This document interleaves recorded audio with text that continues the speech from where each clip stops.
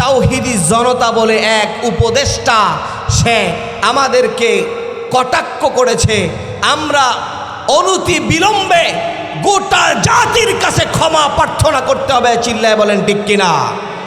আমরা আজকে এই নড়াইলবাসীদের পক্ষ থেকে বলতে চাই, আজকের এই বিজয় তোমাদের একা বিজয় নয়। তুমি বাহির থেকে পেছনে থেকে হয়তো কলকাঠি নেড়েছ এই জুলাই অভ্যুত্থানের জন্য, কিন্তু আলেমরা সরাসরি বুকের তাজা রক্ত দিয়ে এই অর্জন ছিনিয়ে এনেছে। চিল্লায় বলেন ঠিক কিনা? ঢাকার যে বই মেলা অনুষ্ঠিত হচ্ছে, সেই বই মেলাকে কেন্দ্র করে, সেই বই মেলায় ফ্যাসিস্ট সরকারের আমলের কিছু লোকজন, সব্যসাচী যেই বই বিতরণ কেন্দ্র রয়েছে, এটার যে প্রকাশক তার নাম হলো মাতাল বব। কি নাম বললাম? মাতাল বব। সে আজও এই স্বাধীন সার্বভৌমত্বের মধ্যে তাসলিমা নাসরিনের মতো ঘৃণিত একটা ব্যক্তি, তাসলিমা নাসরিনের মতো নিষিদ্ধ একটা নাস্তিকের বই প্রমোট করে যাচ্ছে। এটা সমাজের এক শ্রেণীর তৌহিদি জনতা এর বিপক্ষে দাঁড়িয়েছে। তাহলে বুঝে থাকলে বলুন, এরা মুজাহিদ না জঙ্গি? জোরে বলেন, মুজাহিদ না জঙ্গি? আজকে আমাদের মুজাহিদ ভাইদেরকে তাওহীদি জনতা বলে এক উপদেষ্টা, সে আমাদেরকে কটাক্ষ করেছে। আমরা অনতি বিলম্বে গোটা জাতির কাছে ক্ষমা প্রার্থনা করতে হবে। চিল্লায় বলেন ঠিক কিনা? আমরা আজকে এই নড়াইলবাসীদের পক্ষ থেকে বলতে চাই, আজকের এই বিজয় তোমাদের একা বিজয় নয়। তুমি বাহির থেকে পেছনে থেকে হয়তো কলকাঠি নেড়েছ এই জুলাই অভ্যুত্থানের জন্য, কিন্তু আলেমরা সরাসরি বুকের তাজা রক্ত দিয়ে এই অর্জন ছিনিয়ে এনেছে। চিল্লায় বলেন ঠিক কিনা? অতএব এই অর্জনকে প্রশ্নবিদ্ধ হতে আমরা দিব না। চিল্লায় বলেন ঠিক কিনা? তুমি যদি অনতি বিলম্বে ক্ষমা না চাও, তাহলে বাংলার মুসলমান প্রয়োজনে আবার রক্ত দিবে, কিন্তু তোমাদের মতো নাস্তিক্যবাদীদেরকে এই দেশ থেকে বিতাড়িত করে ছাড়বে। চিল্লায় বলেন ঠিক কিনা? আমাদের স্পষ্ট বার্তা, তুমি একা এই বিজয় অর্জন করো নাই।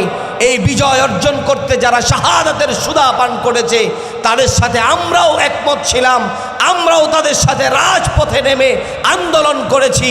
অতএব এই দেশে একজন ঈমানদার থাকতে, এই দেশের 1 ইঞ্চি মাটি, এই দেশের একজন মুসলমান বাকি থাকতে আমাদের এই বাংলাদেশের নাস্তিক মুত্তাদের কোনো উত্থান ঘটাতে দেব না। চিল্লায় বলেন ঠিক কিনা? আমাদের এই বাংলাদেশ মুসলমানদের উর্বর জমি, 92% মুসলমানের দেশে নাস্তিক মুরতাদ আজও কথা বলে, কিভাবে দুঃসাহস দেখায় এটা আমাদের বুঝে আসে না। মুসলমান যদি আবার হুঙ্কার দিয়ে দাঁড়িয়ে যায়, তাহলে 5 আগস্ট একদল পালাইছে, তোমরা পালাবার রাস্তা খুঁজে পাবে না। চিল্লায় বলেন ঠিক কিনা? নারায়ে তাকবীর! আল কোরআনের আলো, আল হাদিসের আলো। আমরা কিছু বলি না বিদায় তাদের এক শ্রেণীর লোকেরা মনে করে আমরা মনে হয় কিছু বুঝি না। আমরা সব কিছুই বুঝি, কিন্তু আমরা সমাজে বিশৃঙ্খলা হোক এটা আমরা চাই না। চিল্লায় বলতে হবে ঠিক কিনা? এজন্য আমরা সরকারকে উদারত আহ্বান জানাবো, যদি এই মাহফুজ অনতি বিলম্বে জাতির কাছে ক্ষমা না চায়, আপনি তাকে ঘাড় ধাক্কা দিয়ে উপদেষ্টা পরিষদ থেকে বের করে দেন, নয়তো জনতা যদি আবার রাস্তায় নেমে যায়, আপনাদের কাউকেও ছাড়বে না। চিল্লায় বলেন ঠিক কিনা? এই জন্য মুসলমান ভাইয়েরা আমার, আমরা আমাদের সার্বভৌম রক্ষায় সব সময় সজাগ দৃষ্টি রাখতে হবে। আমরা যখন কোরআনের পক্ষে কথা বলি, তখন এক শ্রেণীর লোক আমাদেরকে বিভিন্ন সময় বিভিন্ন ট্যাগ দেয়। চিল্লায় বলেন ঠিক কিনা? কোরআনের পক্ষে কথা বললে একটু ঝুঁকি নিয়েই কথা বলতে হবে। চিল্লায় বলেন ঠিক কিনা? আপনি সাদা কাপড় পরেছেন, আপনাকে কেউ সাদা কাপড় পরে থাকতে দিবে না। ওই কাপড়ে দাগ বা কালেমা লেপন করতে চাইবে, এমন এক দল আছে না নাই?